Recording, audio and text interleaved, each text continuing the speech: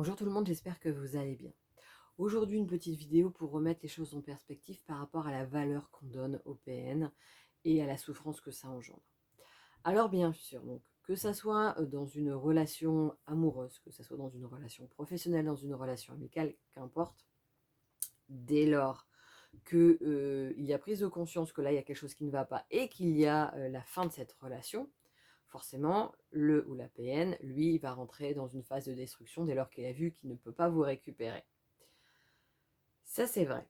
Là, à la fin de cette relation, vous allez peut-être prendre conscience que vous êtes dans une relation toxique, que l'autre en face est un ou une PN et de ce que ça implique. Comme vous avez pu le voir dans différentes vidéos, c'est une personne qui n'a pas d'empathie, c'est une personne qui n'a pas d'amour, et qui va prendre plaisir à vous voir souffrir.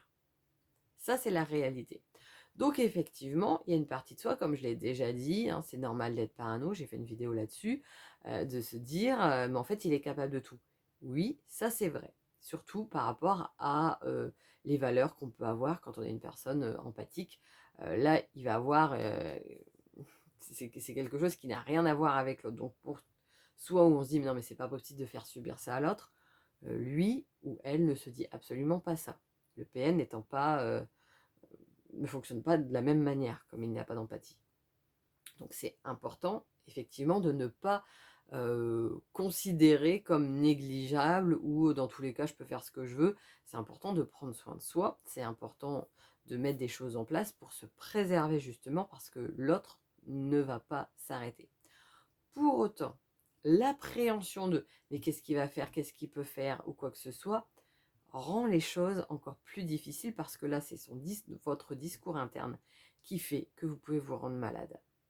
Donc ça, c'est de votre responsabilité. C'est pour ça que j'encourage vraiment à vous faire accompagner par un thérapeute, par un psy ou quoi que ce soit pour vous aider dans cette phase-là, justement à ne pas rajouter des choses alors qu'il y a déjà beaucoup de choses à traiter. Il y a toutes les violences précédentes de ce que vous avez vécu.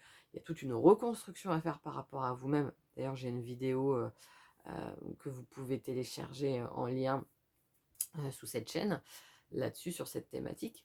Mais tout ça, déjà, ça va vous demander beaucoup d'énergie. Donc, c'est important aussi dans votre quotidien, ne pas être constamment dans l'appréhension. Pour autant, c'est important de ne pas être aveugle pour pouvoir se préparer à certaines choses. Et donc, de prendre certaines précautions. C'est pour ça que là, par exemple, je fais une série de vidéos spécifiques pour les personnes en couple qui se séparent d'un conjoint PN, de manière à ce qu'ils puissent mettre des choses en place pour les y aider. Dans tous les cas, dans le quotidien, vous, ce que vous pouvez faire pour vous préserver, comme je disais, qu'importe le type de relation, c'est déjà d'en parler le plus possible. Alors oui, les personnes qui sont en commun, j'ai fait aussi une vidéo là-dessus, peuvent être du côté du PN, comme c'est un magnifique acteur et qu'il a l'emprise aussi sur les autres proches. Pour autant, vous pouvez trouver d'autres personnes, que ça soit à votre travail, que ça soit dans votre vie privée, que ça soit en ami, en voisin ou quoi que ce soit, qui peuvent être à l'écoute et qui, ou auront déjà vécu, parce qu'il y en a beaucoup plus qu'on ne le croit, une relation toxique et donc qui seront à même de vous croire, qui seront à même de vous soutenir. Sinon, dans tous les cas, il y a des associations où vous pouvez en parler et de ce fait-là être entendu pour ce que vous vivez, ce qui vous aidera à faire du bien. Donc vous accordez, vous, du soutien dans votre vie au quotidien et vous utilisez les failles du PN. C'est-à-dire que la PN, certes, en général, quelqu'un d'intelligent, quelqu'un dans tous les cas de vraiment grand manipulateur, mais pour autant, ce n'est pas quelqu'un d'infaillible.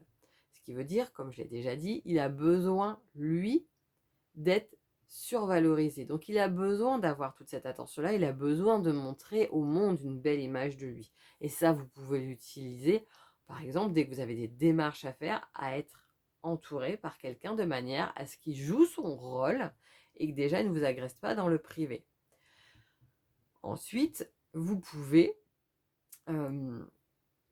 finalement, mais ça se fait avec du recul, le voir comme un jeu. C'est-à-dire que il a à tout prix besoin de plaire. Donc il va surjouer surtout, même faire des efforts, alors qu'au fond de lui, en fait, finalement, c'est un côté très flemmard qui aime que les autres fassent. Hein.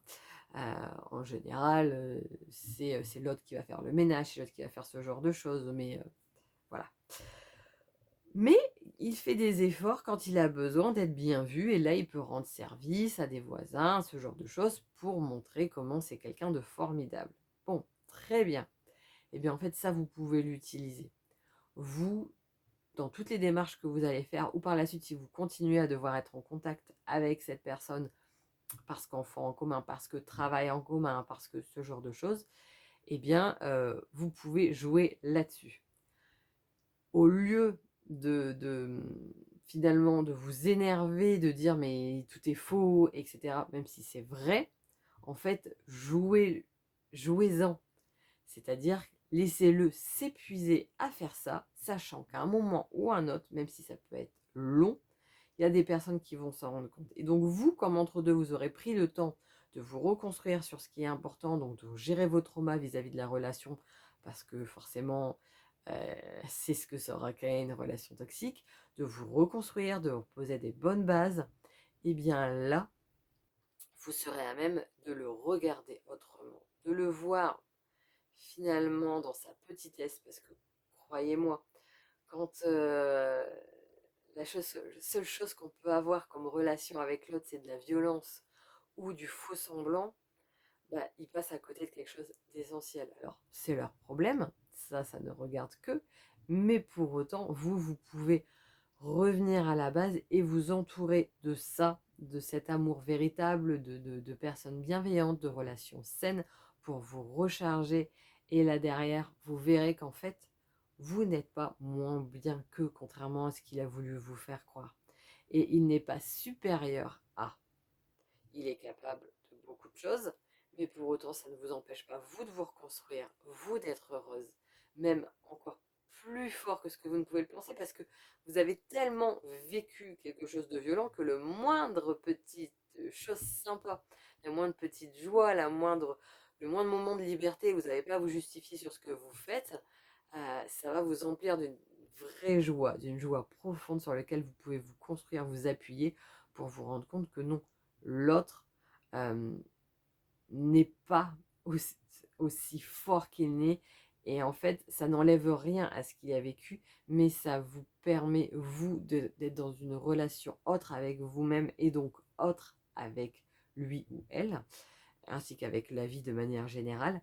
Et à partir de là, vous n'amplifiez pas vos souffrances en étant dans votre intériorité à imaginer le pire et finalement à lui laisser ce pouvoir sur vous dans ce cas-là. Non, vous apprenez à mettre les choses en perspective, à vous reconstruire vous, à revenir à vous-même, à vous nourrir correctement, si je puis dire, par un entourage sain, par des choses bonnes pour vous que vous faites dans le quotidien. Et c'est ainsi que vous récupérez une force sur laquelle il ne pourra pas vous toucher. Parce que c'est quelque chose que lui n'est pas capable d'avoir. Donc n'hésitez pas à me dire ce que vous en pensez. Je vous souhaite une excellente journée. Je vous dis à bientôt. Et si vous avez des questions, n'hésitez pas à me les mettre en commentaire. C'est avec plaisir que j'y répondrai si je le peux. À bientôt.